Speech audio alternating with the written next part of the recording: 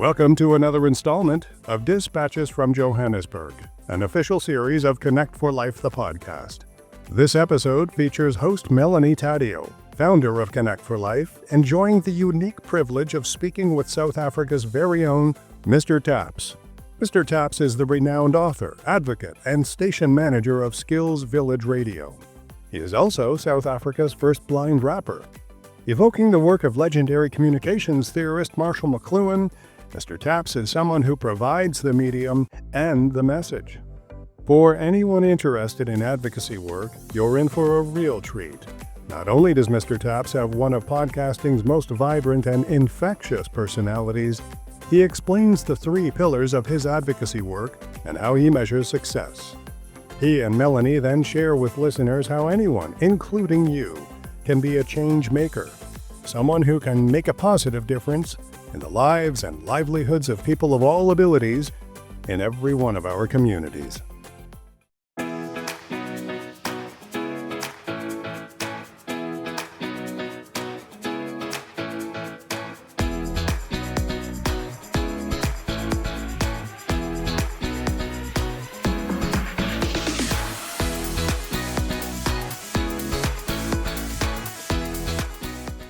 Greetings from Johannesburg. Welcome to another episode of Dispatches from Johannesburg. I am joined here today with Mr. Taps, who is an advocacy lead for Connect for Life South Africa. Hi, Mr. Taps. How are you? So well, Melanie, how are you doing? I'm wonderful, thanks.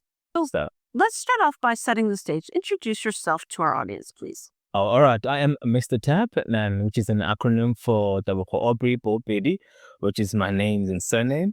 I am a visual impaired male, and I'm proud to share with you that I'm an advocacy lead for Connect for Life South Africa. And basically, I focus mainly on advocacy for persons with disabilities in South Africa. And it's something that I've been doing for a very long time. And it's something that I believe in. I believe in transformation into people's lives. One impact on a permanent impact in someone's lives. It's for me, it's a win. So being in a team, an environment with winners like within Connect for Life, then we will be able to transform South Africa for life. I love that. Amazing. But I think you've skipped over some very important information about yourself.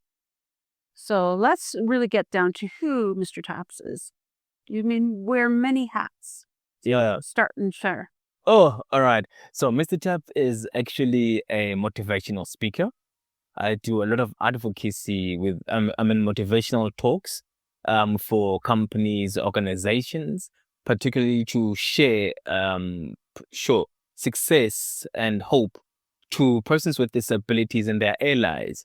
Because I've also realized that, you understand, Melanie, if someone just encountered a child or a parent who just went disabled right now, they don't know where to go and so forth. So with my motivational talks, I venture into that. I'm also an author. I've authored an amazing book. It's titled How I Lost My Sight and Gained My Vision.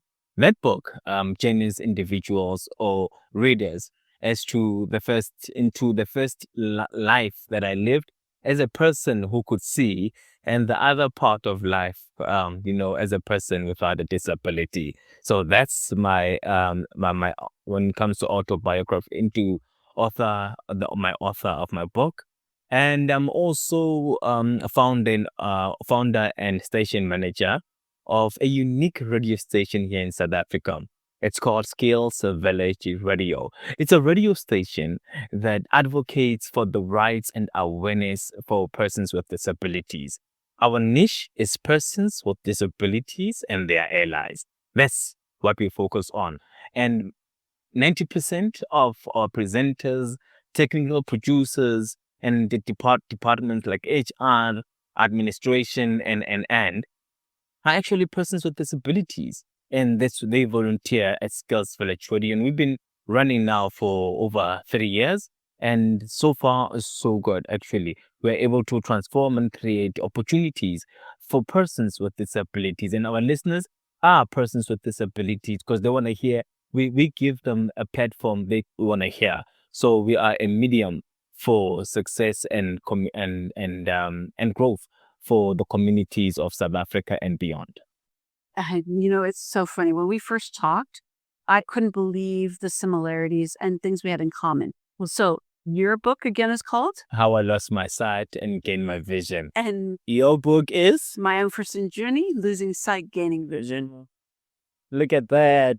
And now you are the founder of Skills Village Radio, and I'm the founder of Voices for Ability, the first internet radio station for, about, and by people with disabilities in Canada. Look at that. So again, we have so much similarities even before we even got started. Absolutely.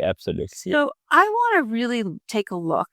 Thank you for sharing about yourself a bit. I know it's always uncomfortable to peel back some layers, but I know that you have been an advocate for a long time because you lost your eyesight at what age? At the tender age of 14. Mm-hmm. Yeah. So that's a traumatic change. It was. And so not only were you navigating this new world with your loss of eyesight, but I'm sure you were going through some, that's teenage years. That's a very emotional time. So what would you say has been the key motivating factor for you in this process of carrying on and being resilient? Being honest with you, and it's simple now, but then it was very difficult. And it's just a simple word, exception. Exception. Yeah, to accept. To acceptance. Yeah, Okay. acceptance of the current situation. Just that. It was very difficult. It took me years to accept that, look, Mr. Tapp, it has been confirmed that the doctor said it and you will never see again. Now, you have a choice right now where you are to stand and move on, right? Or you stay in your cocoon and cry over spilled milk, and there's nothing we can do. So, but my life changed, Melanie. My life changed immediately when I accepted my current situation. Like, look, Mr. Tapp, I am blind. I'm now visually impaired, but I'm not the first person. You see, if I was the first person to be blind, we'll be talking something different. But there's been successful individuals who are visually impaired, or even their conditions are even severe, but they were able to conquer through the journey of life. And that's how I managed to cross over. And I did not start from the bottom. No. I continued from where I was. Okay. I continued life from where I was. And having a supportive family, it's a cherry on top. Of course. Yeah. Now, there's two big factors you left off about yourself. Maybe I cut you off. You are done. What are those two things that Mr. Tapp is famous for? Sure. I don't know. You tell me, Melanie. Well, I know it has to do something with some health thing. And the other thing is... Oh, the other thing. Okay, the health thing. Okay. So the health thing is that I'm a health fanatic. And health fanatic doesn't mean that I'm eating healthy. No, I love a lot of junk. I love my sugar. I love some other things we cannot say behind the microphone. But I love them. Right? But I'm a health fanatic in terms of sports, right? I love my sports. I am a cyclist, right? I'm a cyclist and I'm a marathon runner. So I do my 10 kilometers, 21 kilometers, and I'm now gunning for 42 and somewhere next year, or next of next year. Okay, I'll be running Comrades Marathon next of next year. Why next of next year? I heard that next year it's up here. So you don't start your first Comrade Marathon with an up here. No. So next of next year, I'll be doing my very first Comrades Marathon. And yeah, I just like fitness when I'm also at the gym. I know when you call me like, Mr. Tapp, can we lead at 4? Like, no, 4.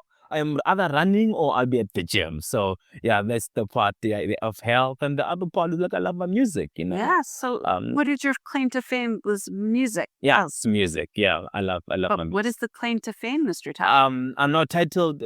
You see, here's the thing, Melanie. When people appreciate you one way or the other, they title you according to how they appreciate you or recognize you. Okay. So I was titled like South Africa's first blind rapper. I love it. And I think Yeah. we are trying to coax you to create a rap for Connect for Life. So that Like for life, yes. So very soon they'll be hearing some 16 bars with your voice, of course, inside. Dropping some 16s. Yeah. What's up, dog? yeah, amazing. And I think that's so important because we all have different gifts, talents, and abilities. And once we, as we said, accept it and embrace our situation, Yeah, absolutely. that nothing can get in our way. Would you agree? Absolutely. As human beings, we are the ones. You know what? We create barriers we create barriers around us, and then you start moaning. Oh, you know what? Guess so. No. You either go through that challenge over, below, or around it. There's always a way out if you want to get out of that challenge. Absolutely. Now, I have to dive into advocacy. That's what we're doing with Kagi. So we have 3 pillars in our advocacy program. Do you want to share? So definitely, we as an advocate or do advocacy under Connect for Life, we have 3 pillars. The first pillar is focusing on ambassadorship, whereby we'll be inviting a lot of individuals to be our voices here at South and in under Connect for Life. We're knocking at doors of companies and organizations like, hey, this is who we are. This is what we can do for you. We can transform your life. So it's a lot of ambassadorship. They'll be wearing these kind of t-shirts that we are wearing. Yeah. And we'll be, it's going to be like ambassadorship, Connect for Life everywhere in South Africa. So that's the first pillar that we'll be working with. But, you understand, we cannot just ask anybody to just do it, but we need to invite them through, coach them, and they need to understand who we are and what we stand for, and absolutely the end results that we expect from all our ambassadors. So this is it's exciting times.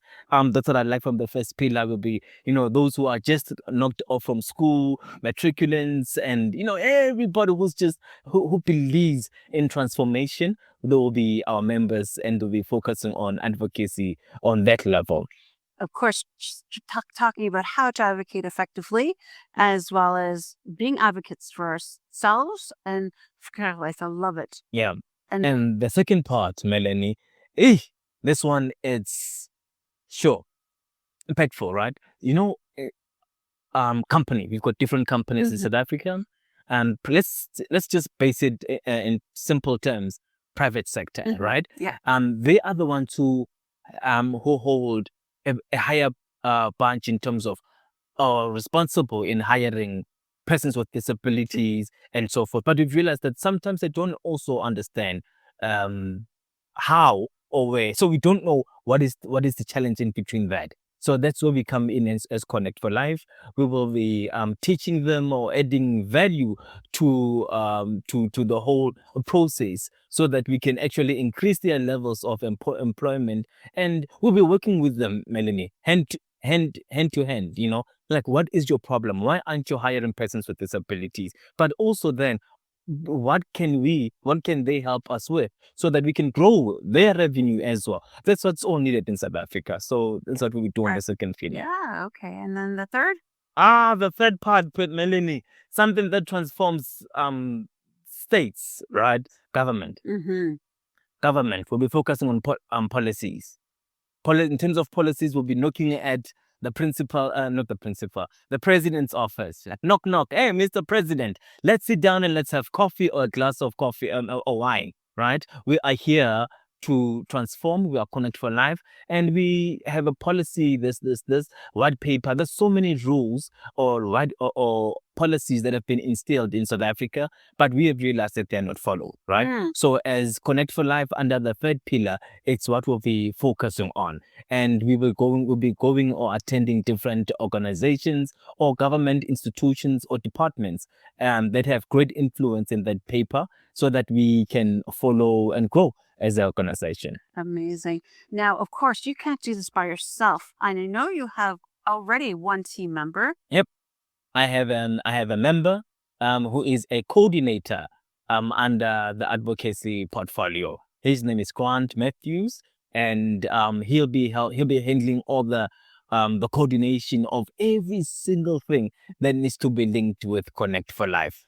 Still asking, we're still looking for more but so far we are doing very well. Thanks. Amazing. And again, I will encourage everybody to check out our social media platforms and our website, connectforlifesouthafrica.org, to learn more about our programs and to get in touch with Mr. Taps. Now, Mr. Taps, before we wrap up, I always like to ask, what is it that your vision for Connect for Life South Africa is in the next year for yourself?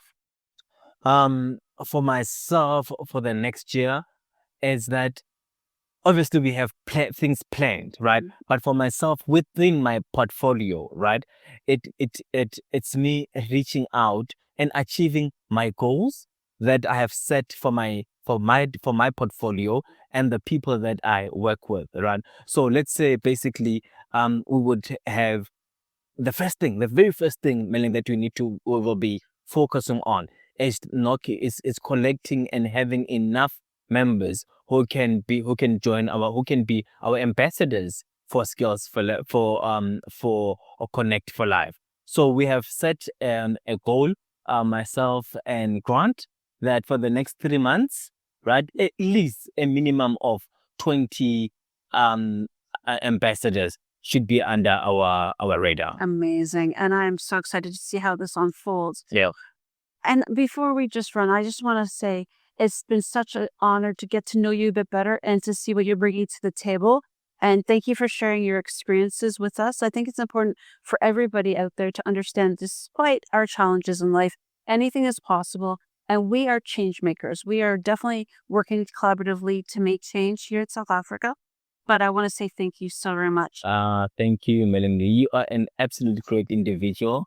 Thank you so much for, giving it your all. Not everybody can do that. And that's one of the reasons why when you knock at the doors and communicate like, look, I'm willing to add value to this cause because I believe in it as an advocate myself. So you are doing an absolute great job, Melanie. You're a great individual. You do everything with so much great humor, right? Even if you are, I don't know if I tell, but even if you are angry or disappointed, you do so humor. Mr. Tapp, I've been calling you, Mr. Tapp. You're not answering your call. I called you at 5 o'clock, Mr. Tapp. You're like, you're not answering your call, but I'm calling you again, Mr. Tapp. I'm available at 10 at night if you can call.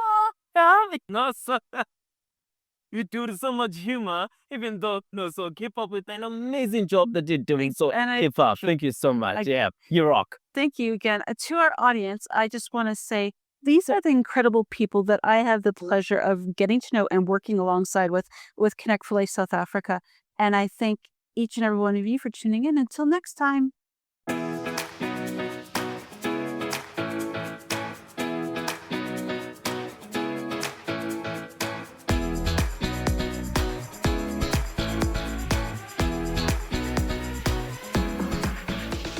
You have been listening to Connect for Life, the podcast.